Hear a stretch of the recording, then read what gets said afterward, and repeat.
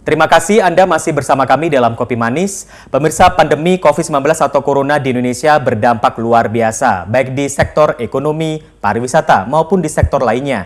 Namun demikian, sebaliknya di dunia perdagangan justru trennya sangat positif, terutama di bidang perdagangan berjangka. Hal ini terbukti di tengah pandemi COVID-19, transaksi di PT Best Profit Futures mengalami peningkatan sebesar 231,2%.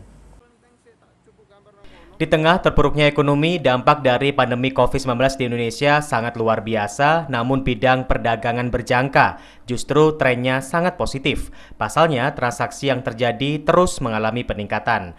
Seperti PT Best Profit Futures atau BPF Malang, terutama di tengah pandemi COVID-19 pada triwulan pertama tahun 2020 ini justru tumbuh 231,2% secara tahunan.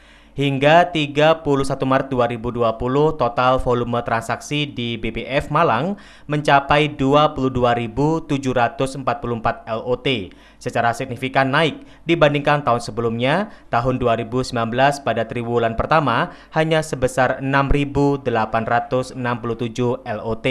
Peningkatan secara signifikan ini juga terjadi pada nasabah. Pada 3 bulan pertama tahun ini bisa mencapai 74 nasabah dengan tingkat pertumbuhannya 76% dibandingkan triwulan pertama tahun sebelumnya.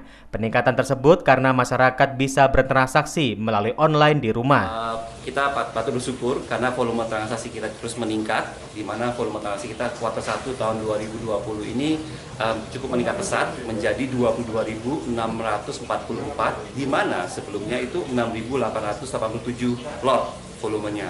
Jadi kenaikan kurang lebih 231% volumenya. Dan begitu juga dengan pertumbuhan jumlah nasabah baru.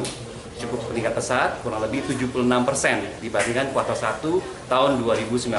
Pernyataan ini disampaikan Kepala Cabang PT BPF Malang, Andri, ketika menyerahkan hadiah melalui program PON Gebyar BPF, di mana penerima hadiah adalah nasabah loyal PT BPF.